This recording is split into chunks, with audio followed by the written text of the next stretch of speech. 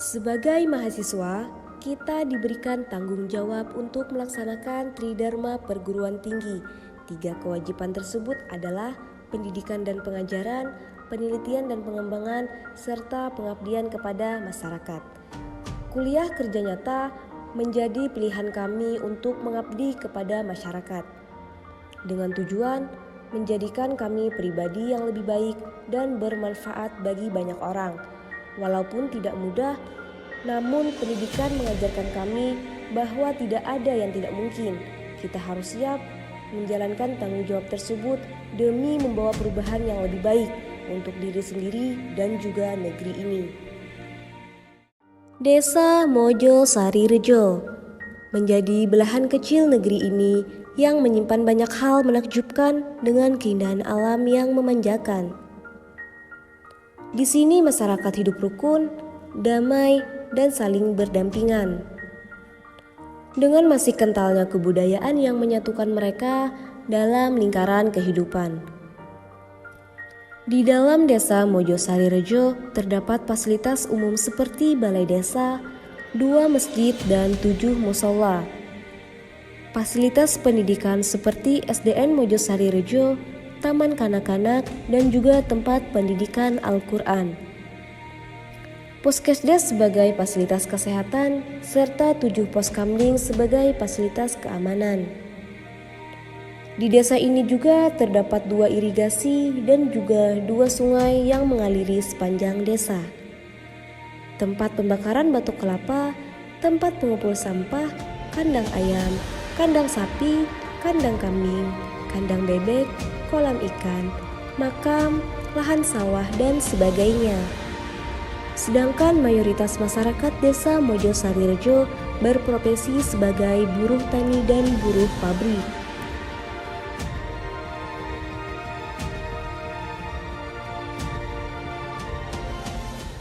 Desa Mojo Sarirejo merupakan desa paling selatan di Kecamatan Kemlagi, Kabupaten Mojokerto, yang langsung bersebelahan dengan Kecamatan Ngusikan, Kabupaten Jombang, dengan luas wilayah 2033.251 km. Desa ini memiliki 5 dusun yang masing-masing dusunnya berisi banyak kartu keluarga.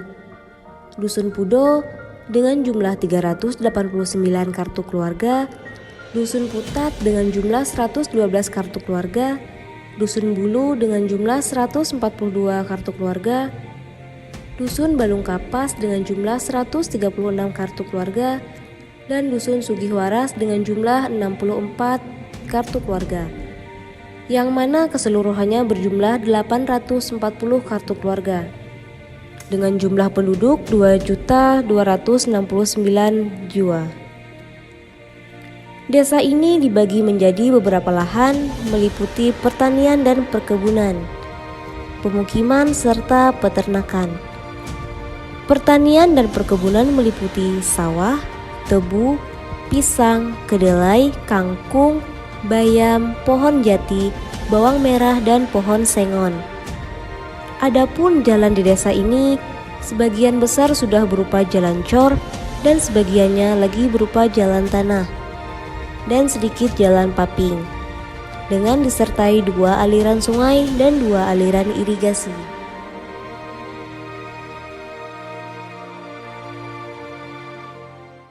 Di dalam kuliah kerja nyata kali ini, kami memfokuskan penelitian dan program di Dusun Pudo, Desa Mojo Sarirejo.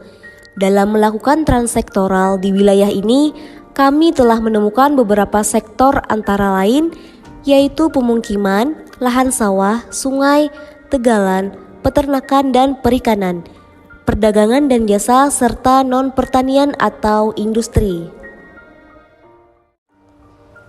Dengan 7 transsektoral yang didapat, kami memfokuskan satu permasalahan bersama warga, yang nantinya akan kami angkat menjadi program dalam kuliah kerja nyata kali ini. Sektor sungai menjadi pilihan, yang mana dari sungai terdapat 2 permasalahan, yaitu sampah dan erosi di sekitar sungai. Dari kesepakatan tersebut, sampah menjadi masalah yang paling banyak dipilih bersama warga Dusun Pudo, Desa Mojo Sarirejo.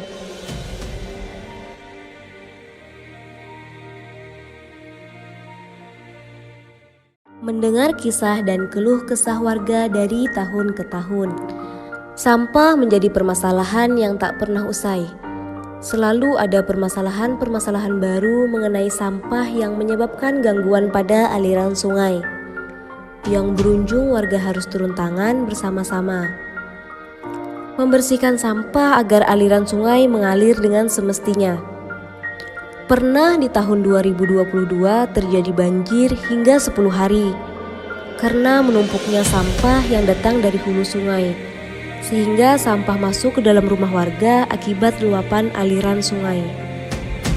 Tindakan yang pernah dilakukan baik dari pemerintahan maupun dari masyarakat tentang penanganan sampah agar tidak menyebabkan bencana banjir dan longsor, seperti pemasangan jaring sampah, pemasangan bronjong batu-batu yang dikawati pada area yang terkena longsor, perbaikan jalan rusak sampai pada pembersihan sungai dan alat berat.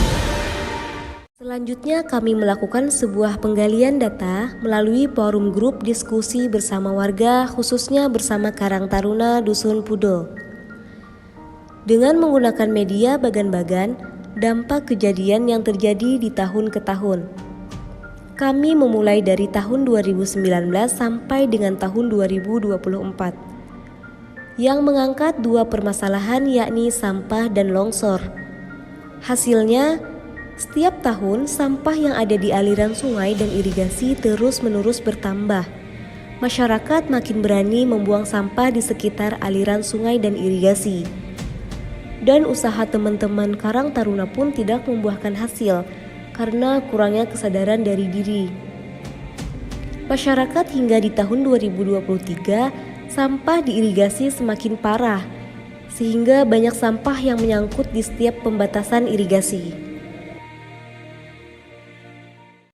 Menurut musimnya, dalam setiap tahun, sampah sangat menumpuk pada bulan Desember hingga Maret, dikarenakan intensitas hujan cukup tinggi dan sampah sulit untuk dibakar. Puncaknya sering terjadi banjir dan longsor di Dusun Pudo. Namun syukur, tidak ada penyakit serius yang menyerang warga akibat sampah dalam 3 tahun terakhir.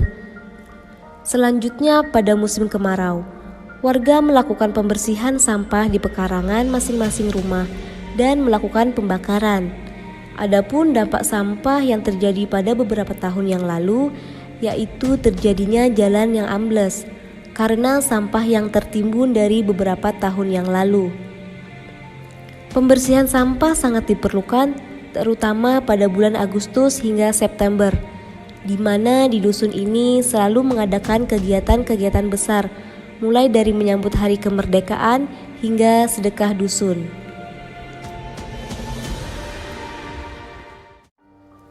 Selanjutnya, kami melakukan wawancara terkait kegiatan keseharian warga. Di sini, keluarga Bapak Ngatiman menjadi narasumber kami. Beliau adalah pemilik dari tempat pengepul sampah plastik yang nantinya akan dikirimkan ke pabrik untuk didaur ulang.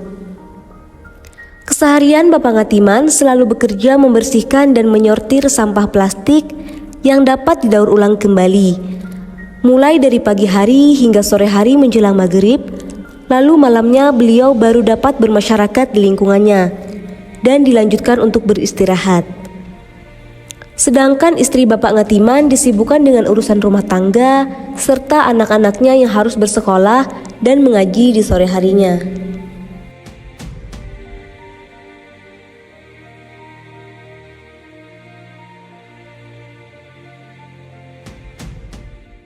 Dalam observasi kami, tokoh, kelompok atau organisasi yang berperan dalam masalah aliran sungai dan irigasi adalah HIPA. Namun, HIPA sendiri hanya 3 minggu sekali mengecek dan mengontrol aliran sungai dan irigasi. Di Dusun Pudo ini, Karang Tarunalah yang amat sangat berperan mengenai lancarnya aliran sungai dan irigasi, serta keberhasilan sampah. Karena biasanya merekalah yang aktif menjaga dan memberikan sampah, terutama sampah yang terdapat pada aliran sungai dan irigasi. Dalam wawancara penggalian data diagram alur, kami mewawancarai narasumber untuk menanyakan dari mana asal sampah-sampah yang berada di aliran sungai dan irigasi. Berdasarkan penyampaiannya, sampah tersebut berasal dari sampah rumah tangga, petani, dan aliran sungai yang berasal dari daerah desa di kabupaten sebelah. Jenis-jenis sampah yang berada di aliran sungai dan irigasi antara lain sampah organik, sampah anorganik, dan sampah B3. Bahan baku yang berbahaya dan beracun, yang tidak digunakan lagi karena rusak, sisa kemasan, tumpahan, dan lain-lain. Bismillahirrahmanirrahim. Assalamualaikum warahmatullahi wabarakatuh. Perkenalkan, nama saya Ainul Fakih Imron, yang panggilan akrabnya adalah Afi. Kebetulan di sini dari teman-teman diamanahkan untuk menjadi ketua kelompok 16. Panggilan kelompok kami itu adalah kelompok KKN Swagati. Selama kita KKN di Desa Mojosari Rejo, alhamdulillah kita disambut hangat oleh masyarakat Mojosari Rejo. Ketika kita melakukan penggalian data, selalu disupport terus oleh stakeholder Mojosari Rejo, masyarakat Mojosari Rejo, dan dibantu juga oleh teman-teman Karang Taruna.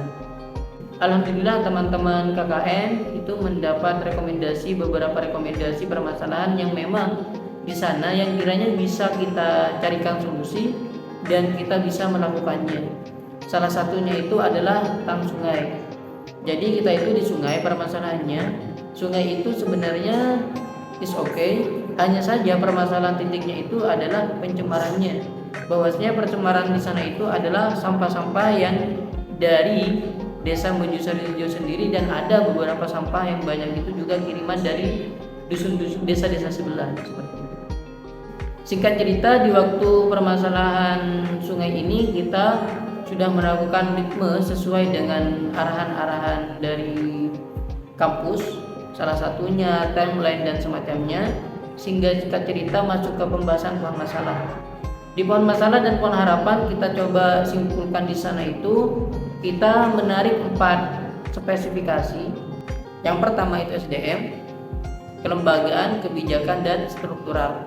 Untuk SDM ini, waktu kita melakukan FGD dengan teman-teman Karang Taruna dan stakeholder Desa Mojosari Rejo, kita itu membuat kesepakatan pengennya kita mengundang dari DLH. Dan alhamdulillah kemarin kita sudah realisasi, dan terus kita membuat kebijakan dan kelembagaan. Nah, untuk kebijakan dan kelembagaan ini kita juga bahas di waktu seminarnya DLH. Jadi waktu DLH itu memberi materi, itu sekaligus ada beberapa masyarakat yang memang sudah kita inisiatif, kita membentuk kelembagaan dan sekaligus kebijakannya. Untuk kelembagaannya itu otomatis kita juga memasukkan partisipasi dari teman-teman Karang Taruna. Namun sesudahnya itu adalah dari kepala desa itu langsung membawahi teman-teman Karang Taruna. Jadi komunikasi dari teman-teman Karang Taruna itu bisa langsung cepat, langsung bisa ditangani oleh pemerintahan desa, karena itu hubungannya itu Karang Taruna langsung ke kepala desanya seperti itu. Dan otomatis kebijakan-kebijakannya termasuk di sana. Kita sudah mempunyai kesepakatan bahwasanya untuk kebijakan-kebijakan itu salah satunya ya himbauan-himbauan kepada masyarakat yang memang di sana untuk dilarang membuang sampah sembarangan.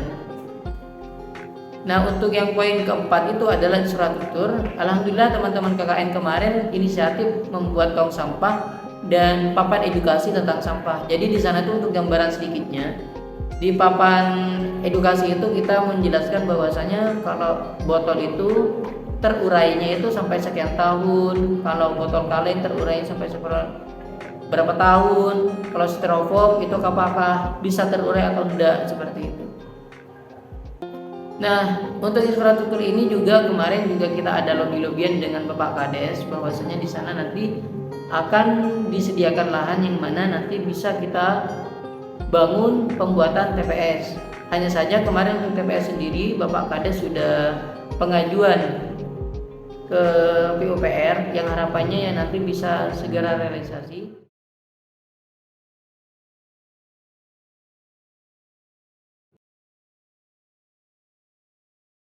Perkenalkan, nama saya Bayu Ramadan.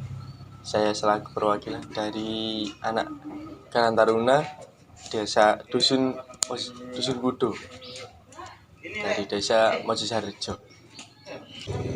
Sebelumnya terima kasih atas kehadirannya anak-anak dari KKN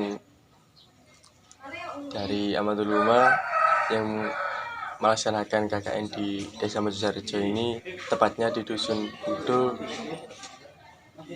yang dalam program kegiatannya mencakup tentang kebersihan sampah atau kebersihan lingkungan di Dusun Budo ini. Selama ini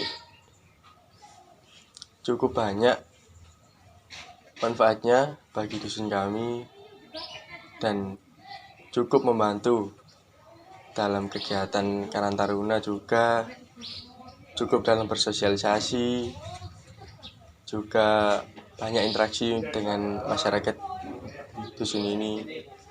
Kalau mungkin bisa lebih lama lagi, mungkin lebih enak kali, karena waktunya yang singkat, jadi mungkin kurang raket lagi.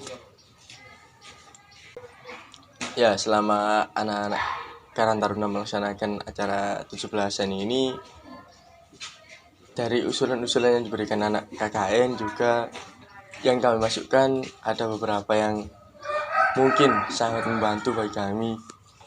Dan selama ini masukan-masukan yang diberikan buat kedepannya, alhamdulillah cukup baik untuk pedoman bagi kami.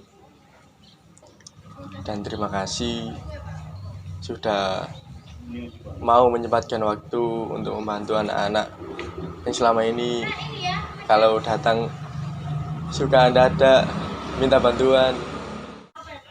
Pesan dari saya, tetap semangat walaupun hidup sendiri di negeri orang. Ibarat kata lain kan, KKN seperti hidup sendiri di negeri orang. Tetap semangat. Setelah ini semangat lagi, habisin kerja, harus jadi orang sukses. Assalamualaikum warahmatullahi wabarakatuh.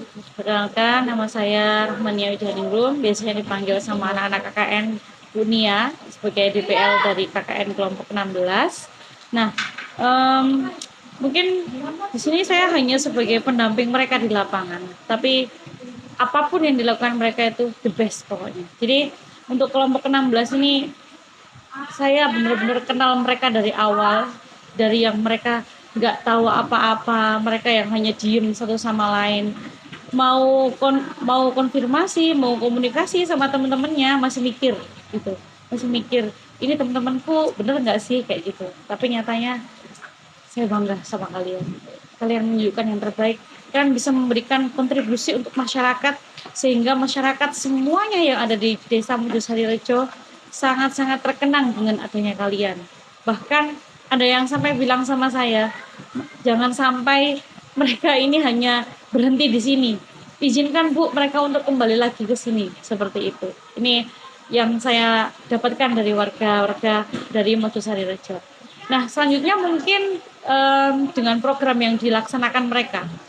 Kebetulan KKN kelompok 16 ini sangat bagus sekali, yaitu mempunyai program tentang pengolahan sampah, di mana pengolahan sampah ini mereka benar-benar mengarahkan sungai itu menjadi sungai yang bersih. Dari pengolahan sampah itu mereka dapat menambahkan berbagai manfaat lah untuk warga sekitar, yaitu sungainya menjadi bersih, kemudian dari sungai itu akhirnya mendapatkan irigasi yang bagus di sawah. Setelah mendapatkan irigasi yang bagus, maka harapannya, selain harapan dari saya, ini juga harapan dari Bapak Kepala Desa yang diceritakan ke saya, bahwa dengan adanya anak-anak KKN kelompok 16 ini, dengan programnya pengolahan sampah, itu bisa menumbuhkan tingkat perekonomian masyarakat. Salah satunya adalah dengan tidak menjualnya sawah, ya kan? Jadi warga itu tidak menjual sawah. Kenapa warga menjual sawah? Karena irigasinya kurang, karena sungainya yang kotor dan lain sebagainya. Tapi dengan adanya KKN 16 ini, Kepala Desa sangat-sangat bangga dengan kalian. Hebat buat kalian. Mantap. KKN 16 jaya jaya jaya.